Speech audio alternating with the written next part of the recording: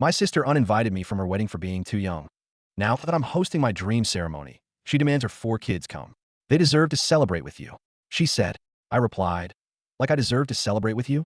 Then she sent her kids anyway, and security escorted them out in front of everyone. I was 18 when my sister Bianca got married, and I remember the night of her wedding with painful clarity. Not because I was there, but because I wasn't. Instead of standing by her side, watching her walk down the aisle, I spent that evening alone in my dorm room, eating a microwave burrito and watching reruns of some reality show I didn't even like. I kept checking my phone, half expecting her to change her mind, to send a last-minute text telling me she had made a mistake. But nothing came. The wedding went on without me, just as she had planned it. It wasn't like we had a bad relationship growing up. Bianca and I were never particularly close, but we weren't distant either. She was 5 years older, always a little too grown up for me to truly relate to, but I admired her. She was beautiful in the effortless way some people are, with perfect posture and a voice that always sounded sure of itself. She had been a straight-A student, had a polished group of friends, and never once seemed unsure of what she wanted out of life. I, on the other hand, was the younger, slightly awkward sister who was still figuring things out. I was in my first year of college, struggling to balance coursework with a part-time job, still feeling like a kid, while she was already living the adult life in California with her fiancé, Mitchell. So when she got engaged and started planning her big vineyard wedding, I assumed I would be part of it. I didn't expect to be the maid of honor. She had a best friend who was practically glued to her side, but I thought at the very least, I'd get to be there. Then one day, she called me and said, "Leah, we're keeping the wedding very elegant and intimate. No kids, no plus ones for anyone not married, just close family and adult friends." You understand, right? I didn't understand. I wasn't a kid. I was legally an adult. I was her sister. I remember gripping my phone, pressing it so hard against my ear that my hand started to sweat. So, I'm not invited. It's just we're trying to keep things sophisticated. 18 is still really young, you know? I knew then that there was no point in arguing. Bianca always had the final say, and once she made a decision, she never changed her mind. I didn't tell her parents. I didn't tell anyone. I just pretended it didn't bother me, even though it did. I found out later that she had invited a few of Mitchell's younger cousins, 19, 20 years old, barely older than me, but I never mentioned it to her. It wouldn't have made a difference. I swallowed the hurt and moved on. Or at least I thought I did. 15 years later, it was my turn. Darren and I had been together for 6 years when he proposed, and I had spent every minute since picturing our perfect wedding. Not in some overpriced vineyard, but in a quiet, elegant venue in the Catskills. We wanted something warm and welcoming, with an open bar and great music. A night that felt like a true celebration, not some stiff, overly curated event. The planning took over a year, but every moment was worth it. We made sure every detail was exactly what we wanted. The only rule? No kids. It wasn't a cruel rule. It wasn't even a personal one. It was practical. Darren and I wanted our guests to relax, to enjoy themselves without worrying about their little ones. We wanted an atmosphere where people could drink and dance late into the night without crying toddlers or bored kids running around the tables. Most people understood. Bianca didn't. She called me a few weeks after the invitations were sent out. "So, the wedding's coming up," she said, her voice light, casual. "The kids are so excited." I felt something in my stomach tighten. The kids. Yeah, they can't wait. They love Darren, and they're really looking forward to celebrating with you. I hesitated. I didn't want to have this conversation. Not with her. Not after all these years. "Bianca, it's an adults-only event." There was silence on the line. Then a laugh, small and disbelieving. "Oh, come on. It's different. They're my kids." My fingers clenched around the phone. "It's not different. The rule is for everyone. No kids. Leah, you don't have kids yet, so you don't get it. It's impossible to find a sitter for 4 children. And honestly, it's kind of selfish of you to expect me to." I almost laughed at the absurdity of it. Bianca calling me selfish. Bianca, who had uninvited her own sister from her wedding for being too young. Bianca, who hadn't cared how it made me feel. "I'm sorry, but no kids. That's final." I heard her scoff before she hung up. I thought that was the end of it. It wasn't. The wedding day arrived, and it was perfect. Every single detail had come together flawlessly. The weather was beautiful, the guests were dressed in their best, and I had never felt happier in my life. Then, in the middle of the ceremony, I saw them. 4 kids, Bianca's kids, sitting in a row, fidgeting, whispering, kicking their feet against their chairs. Bianca sat beside them, her chin lifted defiantly. My stomach dropped. Darren, standing beside me at the altar, followed my gaze. He didn't say anything, but the slight shake of his head told me he was thinking the same thing I was. She had done it anyway. She had ignored my rules. She had decided, as she always did, that what she wanted was more important. I swallowed hard, forcing myself to focus on the vows, on Darren, on the reason we were here. I told myself I would deal with it later, but I didn't have to. I had hired security for a reason. I didn't see what happened next. I only heard the whispers rippling through the crowd. I turned my head just in time to see Bianca standing, her face flushed with anger, as two security guards stood beside her table. One of them spoke to her in a low voice, and I could see the tension in the set of her shoulders. Then, suddenly, she was grabbing her things, grabbing her kids, and then she was leaving, right there, in front of everyone. She stormed past the rows of guests, her heels clicking sharply against the polished wooden floor, her face twisted with barely contained rage. Her children trailed behind her, confused, their little hands gripping the backs of chairs as she ushered them forward with sharp whispers. The murmurs grew louder. Heads turned. People shifted uncomfortably in their seats, unsure whether they were supposed to be watching or pretending not to see. Bianca's oldest, Jeremy, looked back at me as they neared the exit, his brow furrowed, as if he was trying to understand why they were leaving when the wedding had only just begun. My mother's face was pale. My father had his hands clasped in his lap, his jaw clenched so tight I thought he might break a tooth. Darren squeezed my hand. A silent question. Do you want me to do something? I gave the smallest shake of my head. No, this wasn't the time. The damage had already been done. Bianca disappeared through the doors, and just like that, she was gone. The ceremony continued, but the energy in the room had changed. The guests who had seen what happened were clearly rattled. I could see it in their shifting eyes, the way they tried too hard to act as if nothing had happened. My mother wouldn't look at me. My father wouldn't look at anyone. Still, I refused to let it ruin my moment. I made it through my vows without faltering, though I felt my heartbeat in my throat. I kissed Darren, and the room erupted into applause, but beneath it, I could hear the frantic whispers that had started up again the moment Bianca left. When the ceremony ended and we transitioned into the reception, my mother was the first to corner me. She caught me just before we were about to take pictures, her face tight with barely concealed disappointment. Leah, was that necessary? I let out a sharp breath, barely able to believe what I was hearing. Are you seriously asking me that? You embarrassed your sister in front of everyone, she hissed, glancing around as if worried someone might overhear. I laughed. I actually laughed. I couldn't help it. I embarrassed her. Mom, she brought her kids knowing they weren't allowed. What was I supposed to do? Just let her walk all over me? My mother sighed, as if this was exhausting for her. She's your sister. You should have handled this privately. She should have respected my wishes. If she didn't want this to happen in front of everyone, then she shouldn't have put me in this position. She pursed her lips, but I could tell she had nothing to say to that. Instead, she just shook her head and walked away. My father, for his part, remained silent. He didn't defend me, but he didn't scold me either. He simply gave me a long look, unreadable, then turned and followed my mother toward the bar. I exhaled slowly, trying to push the moment out of my mind.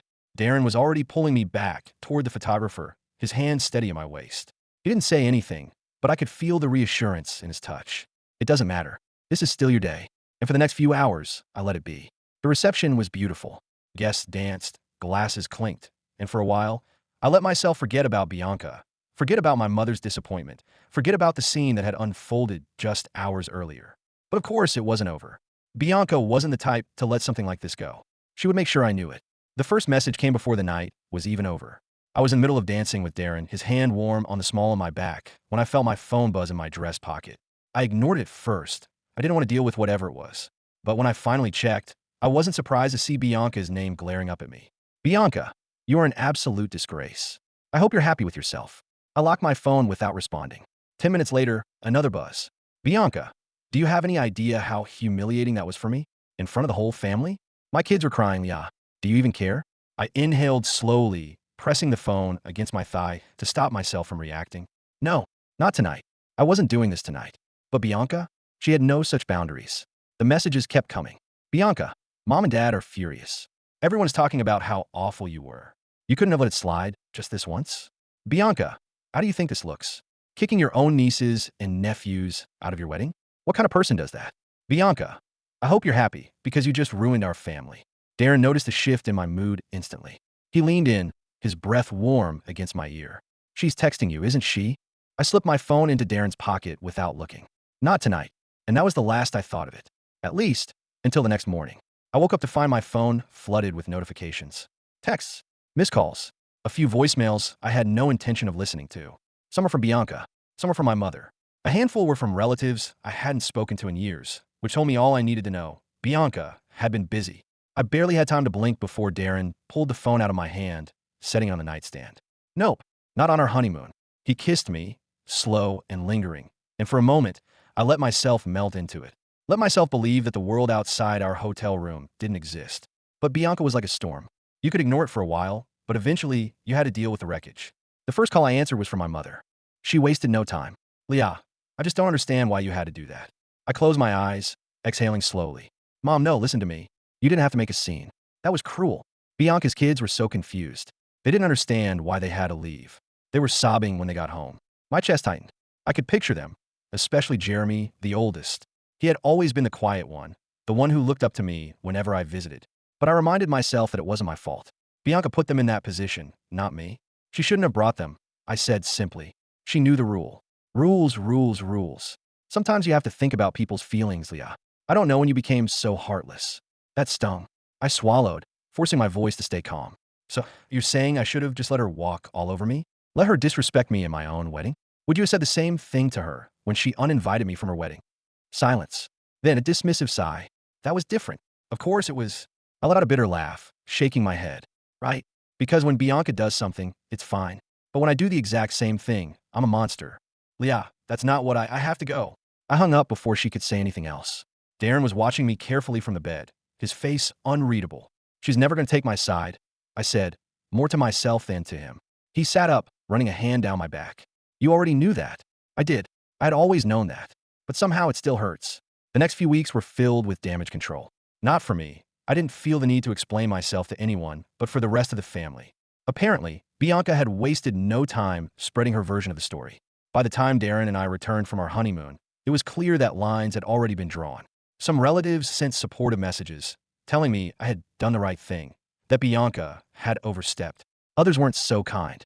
Aunt Rose, my mother's sister, left me a voicemail that was nearly 3 minutes long, detailing how disappointed she was, how family should come first, how Bianca was just trying to be there for you, and you threw in her face. My cousin Melanie sent me a vague, passive-aggressive text. Melanie, it's a shame things turn out this way. Hopefully, you and Bianca can mend things before it's too late. Too late for what? Then there was Uncle Ray, who simply sent me a thumbs-up emoji. Classic Uncle Ray. The worst part? Bianca wasn't just playing the victim. She was weaponizing it. She posted cryptic Facebook statuses. Some people show you who they truly are when you least expect it. Family should be about love and forgiveness, not power plays and humiliation. And my personal favorite. I hope my children never grow up to be as heartless as some people I know. The comments were filled with sympathizers. You deserve better, B. Some people have no empathy. Wow. I can't believe someone would do that to you and your babies. It was infuriating. She never said my name, but she didn't have to. Everyone knew. And the worst part? I could feel the divide forming in real time. Some relatives stopped reaching out. Others became distant. I had always known that Bianca was my parents' favorite, but for the first time, I realized just how deep that loyalty ran. I wasn't just losing my sister. I was losing my family. And Bianca? She was making damn sure of it. It didn't stop. Weeks passed, then months, but Bianca wouldn't let it go. She wasn't just angry. She was invested in making sure I paid for what she saw as a personal attack. At first, it was just the passive-aggressive Facebook posts and the carefully curated narrative she spun for our relatives. But then, she started making it personal. It started with small things. I found out from my cousin Aiden that Bianca had been casually bringing up my wedding at family gatherings, retelling the story in a way that made her sound like an innocent mother, blindsided by my cruelty. She didn't even warn me, she had told Aiden at a birthday party. I was sitting there, thinking we were celebrating my little sister, and suddenly these huge security guards were standing over me, telling me to leave. Can you imagine how humiliating that was? My poor babies were sobbing. Of course, she left out the part where she had blatantly ignored my rule. She left out the part where she had knowingly put me in a position where I had no choice. But Bianca had a way with words, and people believed her. Then it escalated. One day, my mother called me out of the blue, her voice uncharacteristically sharp. Did you tell Bianca's kids that you don't want to be their aunt anymore? I blinked, stunned. What? No. Where's that even coming from? Jeremy came home in tears, Leah. You told Bianca that you said you don't want them in your life. I felt my stomach twist. I never said that. I haven't even seen them since the wedding. How would I have even had the chance to say something like that? My mother hesitated, as if realizing she hadn't thought this through. Well, I don't know, but Bianca says I cut her off. Bianca is lying. I could hear her shift on the other end of the line, the discomfort in her silence. She wanted to believe me, I think. But believing me would mean admitting that Bianca was stirring the pot. And she never wanted to see Bianca as the villain. Maybe there was a misunderstanding, she finally said, her tone lighter now, like she was trying to smooth things over. You should call Bianca and just clear this up. I clench my jaw. Why is it always me who has to fix things, Mom? Leah, no, seriously. Why am I the one who has to reach out? She caused this mess. She made up a lie. And yet somehow, I'm the one expected to clean it up? Silence. Then a sigh. I just want this family to be whole again. I close my eyes, gripping the edge of the counter. Mom, this family has never been whole. You just ignored the cracks. I hung up before she could respond. The smear campaign after that, it was clear that Bianca wasn't just mad. She was committed to making me the villain. She got more aggressive.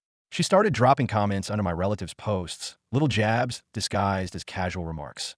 So glad to see some people value family. Love seeing my baby surrounded by people who actually care about them. Then, I started hearing from friends. A coworker, Amanda, pulled me aside one afternoon at work. Hey, random question. Did you really throw your sister's kids out of your wedding? I nearly dropped my coffee. What? I don't even know how it came up, but I was at brunch with Sarah and Jenna said she heard that you humiliated your sister at your wedding by having security throw out her kids. She made it sound like you were being kind of ruthless about it. I could feel my pulse pounding in my ears. Jenna.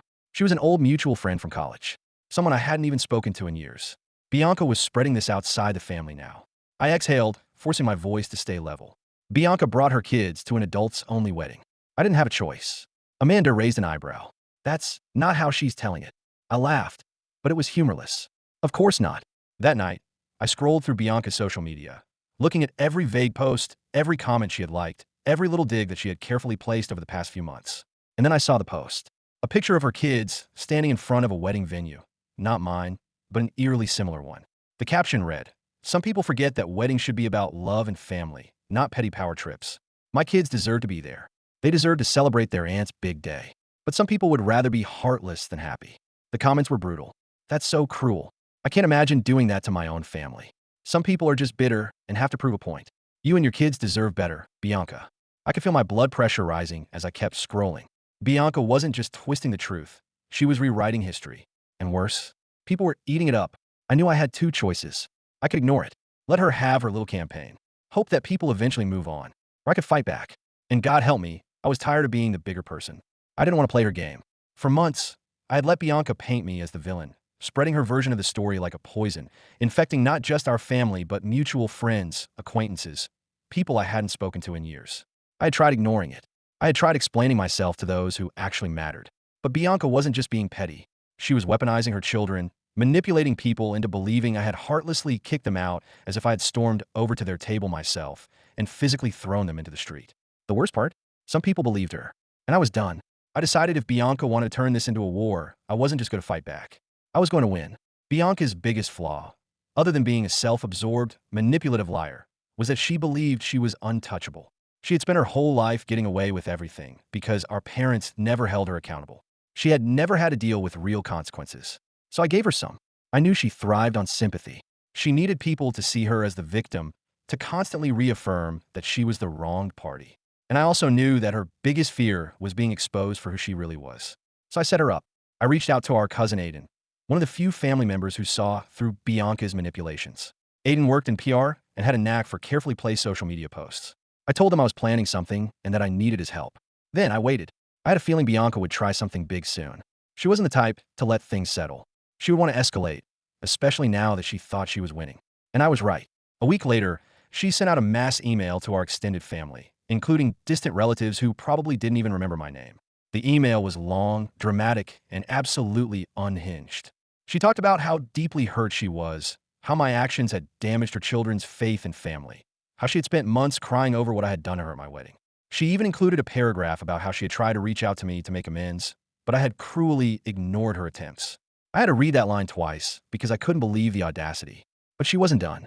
She announced that she was planning a family healing gathering, a big event where we could all come together and move past the pain.